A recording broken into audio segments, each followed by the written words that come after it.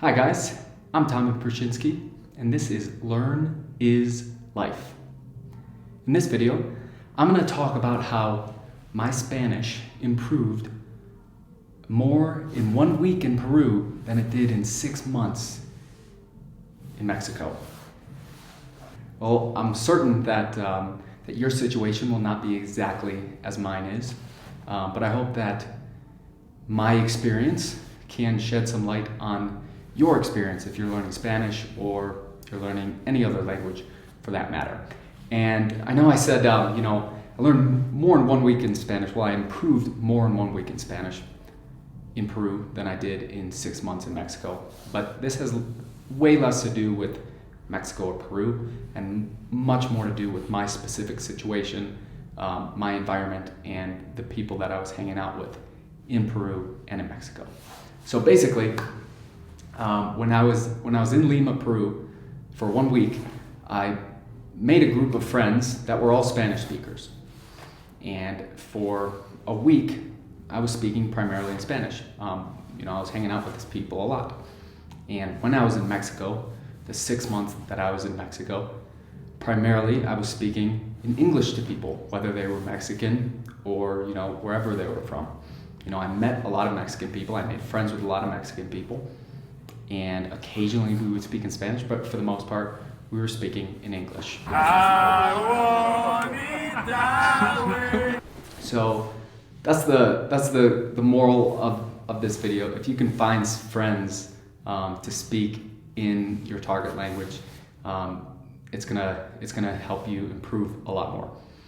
Now that being said, if your level in Spanish or in any other language is very, very low, it's going to be really difficult to have, meaningful conversations with people. You can say hello, thank you, very basic things. But if you want to have good conversations where you're sharing ideas and thoughts and getting to know another person in a, enjoyable, nourishing way, you need a certain level.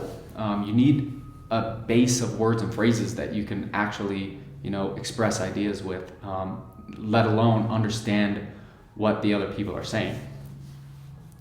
So if you want to spend your time in the way that to maximize your improvement, early on, it's probably best not to spend your time speaking with people and finding people to talk with. You're better off spending time learning words, building up your vocabulary, doing a lot of listening so that you're inundating your brain, you're filling your brain with the sounds of the language, so you know when one word ends, another word begins. You learn a bunch of phrases. That is the raw material out of which you can have conversations. So it's one thing that you can communicate ideas. You need enough words and phrases to be able to make combinations of words in a meaningful way that you can express yourself to people. But then you need even more words and phrases to be able to understand what other people are saying, especially if you're in a group setting. So early on, probably best not to focus on speaking. Focus on reading, focus on listening, whether you're doing that through an app like Duolingo or the app that I work for, Link, or there's a bunch of different apps out there that you can build up a base of vocabulary, a base of words and phrases, and then once you have a decent base, then go out and practice speaking, whether you're doing that with friends, family, or pay for tutors. A lot of times you don't want to bother people. A lot of times people don't want to be bothered and practice speaking with you. I know at one point I was dating this German girl, and I studied German in high school, and I wanted to improve my German, so I said, all right, let's improve my German.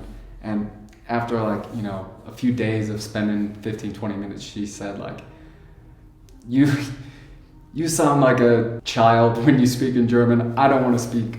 It makes me less attractive to you. I don't want to speak in German with you. Now, if that would have been more important to me, learning German, I could and should have said to her, hey, can you please be patient with me and just practice with me a little bit every day.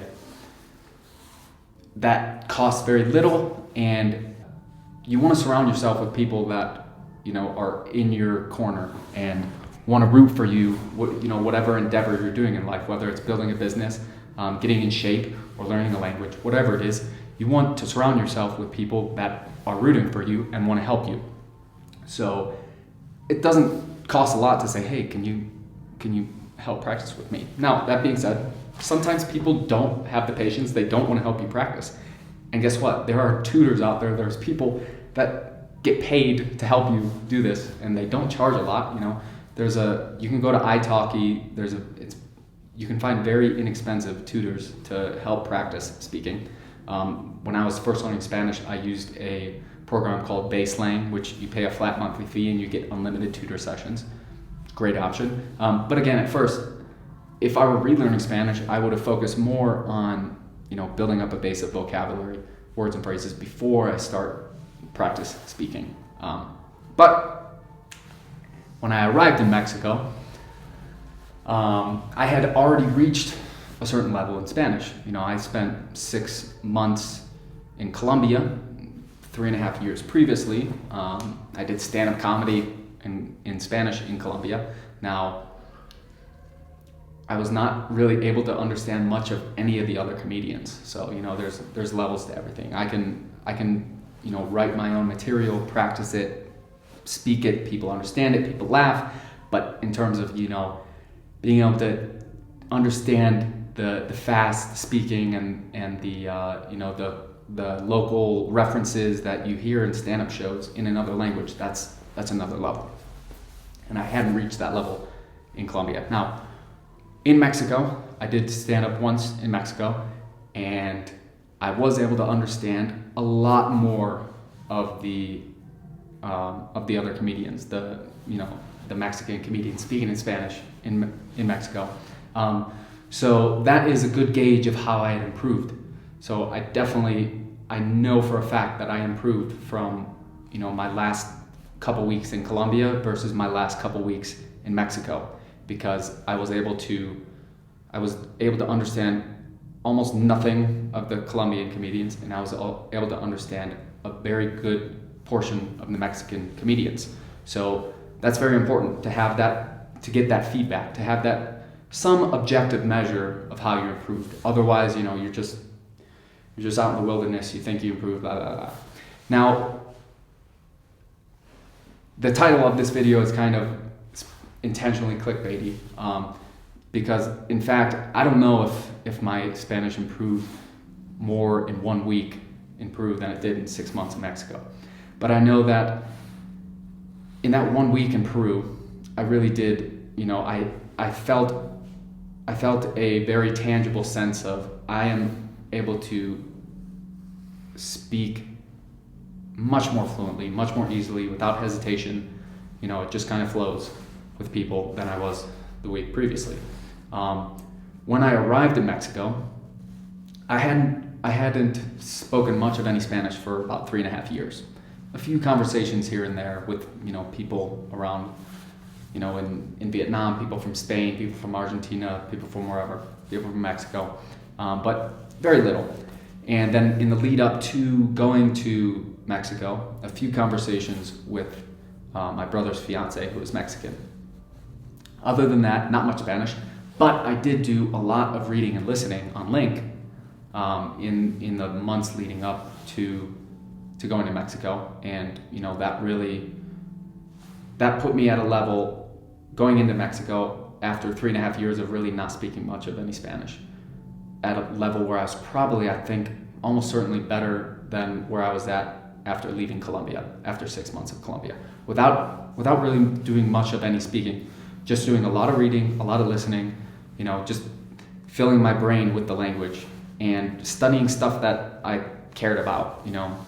There's a course on Link called Radialistas, and it's like bite-sized little lessons about a lot of them have cool moral lessons, and then a lot of it is about nature. And then I read stuff about salsa dancing and sports. I even read 50 Shades of Grey in Spanish, which was fun and interesting. But the point is that I am, even without speaking, even without conversing with people, I'm improving in the language because I'm building up my vocabulary, I'm learning new words and phrases, and that's the raw material out of which you can have conversations. So even if you're not having conversations, you can improve by reading and listening. Now, you get to a certain point where in order to improve in conversations, you do have to have conversations. And while I was in Mexico, when I first got there in Puerto Vallarta, I didn't have much problem, speaking one-on-one with Mexican people in Spanish. My American friend came and, speaking with Mexican people, me and him, it was very clear that my Spanish was much better than his. And that made me feel, very, it made me feel good. It made me feel like, I'm great. But then I went to visit my brother's fiance's family, sitting around with a bunch of Mexican people speaking Spanish. That's another level. And when I got there, that was like, okay, I have a lot to improve. But over the week of hanging out with them, my Spanish definitely improved. Then, going on in my travels in Mexico, again, most of the conversations I had were in English. Especially like the really good friends I made. Almost entirely we spoke in English. Now occasionally there would be times where, okay, I'm going out with people that speak Spanish, we're speaking in Spanish. But in terms of like, okay, the people that I'm going out to lunch with, the people that I'm going out to dinner with, the people that I'm, messaging with, the people that I'm dating, we're speaking in English. So during that time in Mexico, I didn't really make an intentional effort, even though this was my intention while going in. I kind of backtracked. I didn't make an intentional effort to tell people, hey, I know you speak English, I'm learning Spanish, please speak Spanish with me. And again, I had reached a level where it's not going to be super annoying for people to speak Spanish with me, because I'd reached a level where I can have conversations. We can speak about pretty much any topic, and I might not know all the words, but if I don't know a word, I can use 2 words I do know, or I can speak around the word so they understand it. And if I don't understand a word that they say, I can ask, hey, what is that? What is that? And then they can explain it in a roundabout way. So once you've built up that level, then it just becomes, then you just gotta go up to people and say, hey, I want to speak Spanish with you, please. And I didn't do that in Mexico. And when I was in Peru, I made friends with, a group of my Chilean friend that I knew from Mexico, a Peruvian, Mexican, Argentine. We were all hanging out together, going out, eating, and speaking in Spanish. Now the first dinner we had together and we were speaking Spanish, it was like a little much, it was a little much. But as it went along, it got better. Throughout the week, it got better. And then the day after that first dinner in Lima, my friend Leo, who I met in Mexico, he's Chilean, he asked me, hey, do you really want to learn Spanish? And I was kind of like, wait, what? Like, yeah, well, of course, But that was kind of a backhand way of saying, like, dude, you still have a lot to improve. You still have a long way to go in this language if you want to. I had been telling him, I'm planning on going to Brazil, and I'm starting to learn Portuguese, but I still have a lot to learn. I still have, there's many levels to achieve in this Spanish language, if I want to do that. And I said, yes, I am. And from that point forward, he's primarily talked to me in Spanish. Previously to that point, we had, primarily talked English, and at that point it switched, and now we're talking Spanish. So surround yourself with friends that are rooting for you, and that will kind of like poke you and be like, hey, if you want to do this, like, do it, and I'll help you, but you got to do it. So that's good. Surround yourself with people that are rooting for you and are going to support you. But also you gotta put in the work, because at the end of the day, it's nobody's job to learn a language. At the end of the day, the only person that's going through that learning journey is you. And you can recruit people along the way to help you, but a lot of people don't want to help. Find people that do want to help, but a lot of people don't want to help. At the end of the day, you have to help yourself. You're the one that's doing the learning. You got to do it for yourself. So get yourself some tools that will give you the best chance of learning. And again, there's levels to it. And at the beginning, it doesn't make a lot of sense to practice a whole lot of speaking. You want to build up that base, so then you have stuff to speak about. But at a certain point, you're going to have to start speaking. And for a lot of people, that is really, for pretty much everyone, it's nerve-wracking, and you're making mistakes, and you feel awkward. And even for me, someone that has reached a level where I can do comedy in Spanish and I can be with a group of Spanish-speaking people, it's better when you're with a group of Spanish-speaking people from different countries. This happens in every language. If you're with a group of all Irish people, if you're with a group of all Scottish people, even for me, it's going to be hard to understand them sometimes. But if you're with one Scottish person, one Irish person, one English person, South African, an Australian, an American, everybody kind of like tones down their accents, so everybody can understand them. They probably use less jargon and slang, but a lot of times people want to throw that out to just be like, to introduce them into their culture. And that was a cool thing about hanging out with this, with this group of Latino people from different countries. They were talking about how, in Peru we say this, in Chile we say this, and in Peru it might be like, it means one thing, and in Chile it means a totally different thing, and oftentimes it's embarrassing or funny, and so the point is, being with a group of people from different countries is easier, because they tone down their accents. If you're with a group of all Mexican people, they're going to be speaking very Mexican, whereas if you're with a mixed group, they're gonna tone down the jargon. And you might learn like, even Spanish-speaking people from different countries oftentimes don't understand each other, and that's okay. There's levels to this stuff, man. There's levels, and don't be concerned that you're not at that level, Just be concerned about, okay, where am I at right now, and how can I get to the next level? Now you might want to think, okay, what is the level that I want to get to?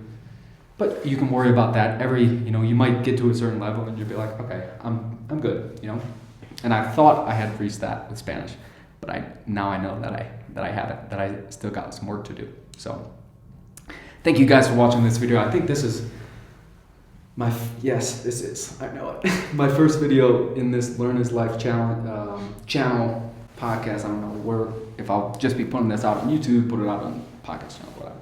But the basic idea of this channel is that learning makes life very worthy of living.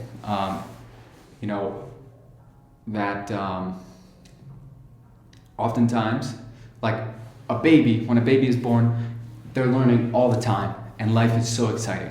And then, as we get older, especially as we get into the workforce, and especially as we get into the workforce and kind of get used to our job, we've kind of mastered our job.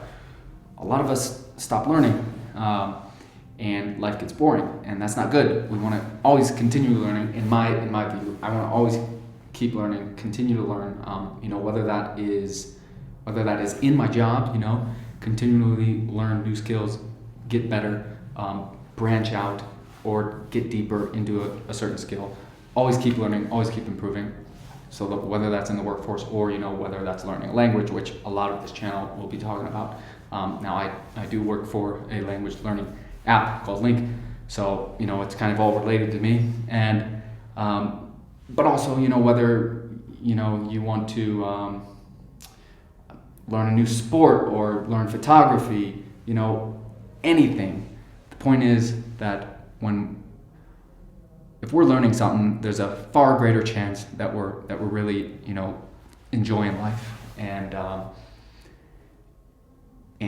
if you aren't enjoying life as much, maybe you might want to pick something and learn it. Just try some things and see what happens. So that's what this channel is about. Learn is life. Learning makes life more colorful, in my view. Thank you. If you like this video, you want more videos on learning and learning languages, give it a like, give it a subscribe, all that sort of stuff. Share it with friends if you think this will be valuable, and I'll see you next time.